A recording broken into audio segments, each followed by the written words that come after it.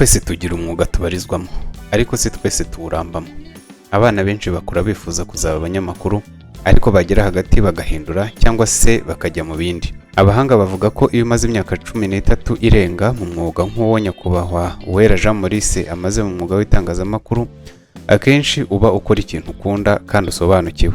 Yego mvuze nyakubahwa kuko uyu munyamakuru w'umuhanga wanyuze mu bitangazamakuru byinshi birimo televiziyo y'u Rwanda, yagizwe umuntu uzajya asobanura politiki na gahunda za guverinoma, utanga amakuru ajyanye n'umutekano n'imibanire mpuzamahanga, uhakana cyangwa se agakosora amakuru atariyo, uhagararira guverinoma mu itangazamakuru kandi akamenyekanisha ibyagezweho. Tariki ya 28 Mutarama ku isaha ya 2:43 nibwo itangazo rirerire ry'ibyemezo by'inama y'abaminisitiri ryasohotse ku rubuga rwa X kuri konte y'ibiro bya Minisitiri w'Intebe. Mu byemezo byari byafatiwe muri iyi nama harimo ibyo kugira Uwera Jean Maurice umuvugizi wungirije wa guverinoma y'u Rwanda. Ni umwanya wari umaze amezi 10 ntawe wicayemo nyuma yaho nyakwigendera ari Mukurarinda wari urimo yitabiye Imana tariki ya 4 Mata 2025. Utereye akajisho ku mbuga nkoranyambaga za Uwera cyane cyane nka LinkedIn, usanga ari umugabo wemerera ko yihebeye ibijyanye n'itumanaho. Haraho agira ati: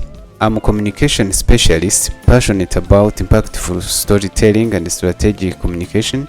I bring over 13 years of experience in multimedia content creation, production, management and brand development. Iyo umanutse gato wasanga andi magambo nka I've worked in both public and private sectors, including executive TV producer at RBA, production manager at Magic FM and Radio Flash, business and media consultant at East Sun Limited, na radio station executive kuri SKFM 93.9 ari naho yarari. Icyakora nubwo atabivuze ariko ntawe utamuzi mu gushyushya urugamba mu birori bitandukanye ndetse no kwamamaza mu kijwi kiremereye wumva ko Imana yakoze mixage yitonze.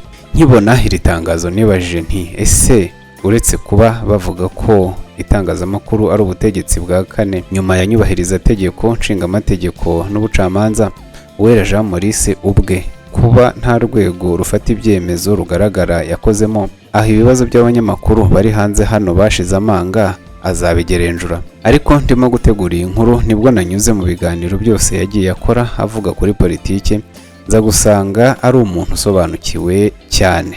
Umva hano mpamvu uvuze South Africa wabimenya uramutse ugiye nko mu mujyi nka Lubumbashi ukareba umupaka bita Kasumbalesa, ahantu inyungu za Afurika y'Epfo zinyura cyane zinjira muri Kongo. Aho ngaho kandi ukaza kumenya ngo ese muri Afurika y'Epfo ishyaka ANC ryifashe gute mu kijyanye na geopolitike muri SADC, geopolitike muri Afurika. Ni ibintu nka bitatu twahuza, ariko nanone ukaza kwibaza ngo ese kubera iki muri SADC yose umuntu ugikomeje gutsimbarara yohereza abasirikare n'ibikoresho bikomeye ari Cyril Ramaphosa. N'ugenda urasanga hari company zirenga nka 23 izo nabaze yanditseho cyangwa se afitemo imigabane, kandi zose zifite aho zihuriye n'ubucukuzi bw'amabuye y'agaciro muri Kongo cyangwa se n'amasoko akomeye muri leta ya Kinshasa. Ikindi ntacutsa ntababwiye nuko bwana Uwera Jean Maurice ari umuvandimwe wa nyakwigendera Tuyishime Joshua uzwi nka Jay Polly. Ni umuvandimwe we mu nda kuko niwe bakurikirana, nubwo Maurice yarushaga Jay Polly imyaka 7, icyakora nta wundi mwana wacagamo. Jay Polly ni umuvandimwe wanjye, turakurikirana. Buriya hagati yanjye nawe harimo imyaka 7. So Polly yakuvutse ndi mukuru. Yavutse sigaye nijyana ku ishuri batakimbwira ngo urajyana n'imodoka ya papa ku ishuri.